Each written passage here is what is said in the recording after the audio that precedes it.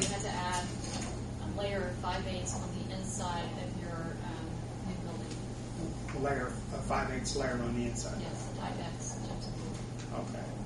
I could attach it to the, put it right up next to the side of my house then. That would put 4 foot from the property line. A firewall would have to be a brick wall then between the two, right? I'm sorry? Let's say if it was 2 foot away, it would have to have a brick firewall then, or?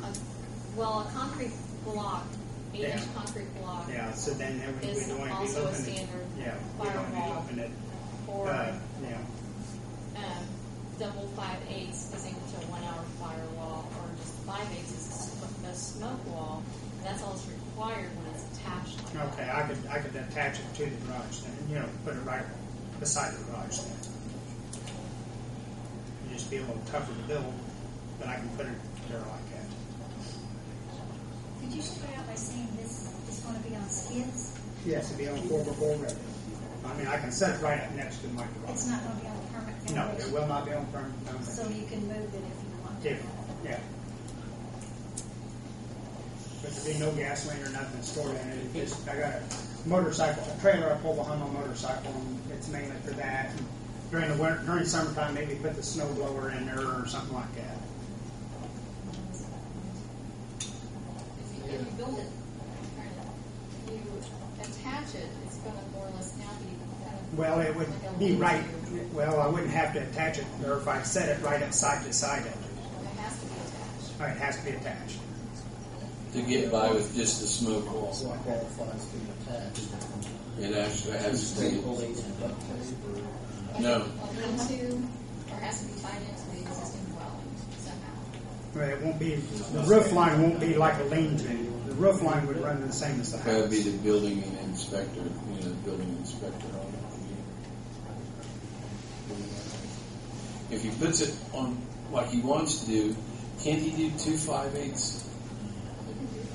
2 5/8 chipboards, or it's gypsum board, gypsum type mix, right? Is that On what the it is? inside of the the portable structure, Yeah, you'd have to have 2 5/8. layers of it. Right. Plus, because it's sitting so close to the property line, he has to do it for the other side, plus the overhang. And on the sidewise, I was only planning on putting about an 8-inch overhang on the sides. On the front and back, because the roof line would run with the existing house. The side, I just wanted maybe 8-inch to keep water from running right down the side of that building.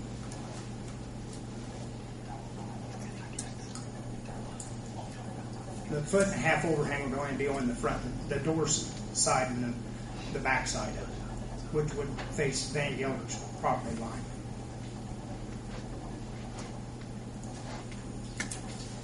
The way the roof of my house sits, it runs east and west, and that's the way the roof line of the shed would run. It would run east and west. That's where the 1.5 overhang would be. Be a 4 12 pitch roof, the same as the house has got.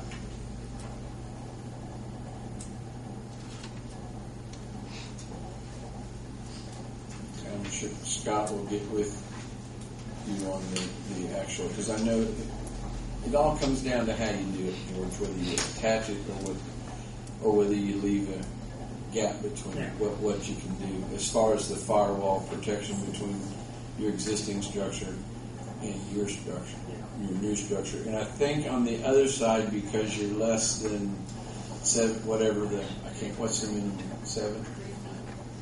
Okay, because you're less than. The side yard setback, because you're less than 5. Okay, yeah, you got to do it on that side too. Okay.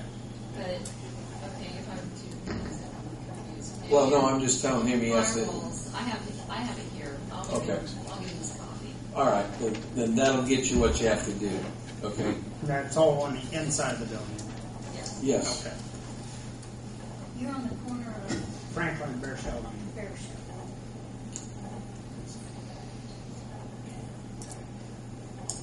And this would actually be facing Franklin Street. Okay. Your driveway faces My driveway faces Franklin Street. That's the only access drive to my property is off of Franklin. Any other questions of Mr. Weston from the board? So, we don't know yet what he's building, you have to attach it. Well, that'll be up to, he'll actually have a little bit of option there. No matter what, he needs a variance because he's sitting. Yeah. Within- Yeah. We're varying the But distance. everything else will be taken care of. Right. Well, we'll do the same motion to be approved according to fire code. Okay, of whichever way he goes, it'll be according to code. And Kathy has us to give him. Scott, you have any concerns? No, as long as we get the fire separation between his house and then the property line, so that we're not infringing on what the neighbor can do over on their property. Yeah, there's no fence there, it's open, so she has absolutely no problems with it. Okay, that'll be my next question. Yes, sir. I did speak to the neighbor, Debbie Moore. Yeah. And she doesn't have any problem with it. Okay. Anyone else here in the audience to speak on this petition? Yeah, we live in back of him. Okay, what's the name, please? Donna Van Gilbert, Okay. and we have no problem with him putting this there. Okay, thank you. The water will probably run to our property, but it won't be, it'll be in the back of it, so it won't be a problem.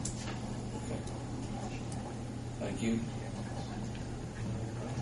Any other questions from the board? If not, I would entertain a motion that we approve Mr. Weston's request.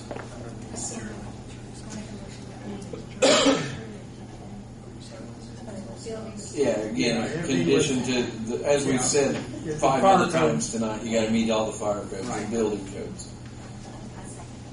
Okay. Nancy, Lynn made it and Janet seconded it.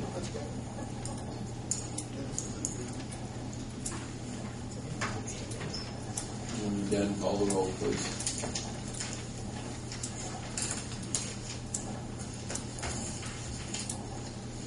Lynn? Yes. Steve? Yes. Jim? Janet? Yes. Roy? Yes. Okay, George, good to go. They'll get you the information that you need.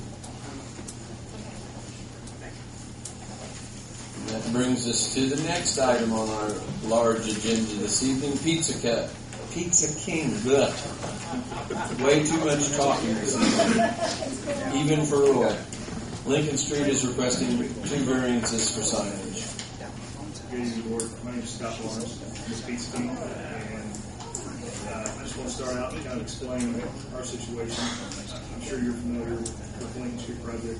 We had to take our sign down, and when the sign was down, it made adequate sense for us to refurbish that sign.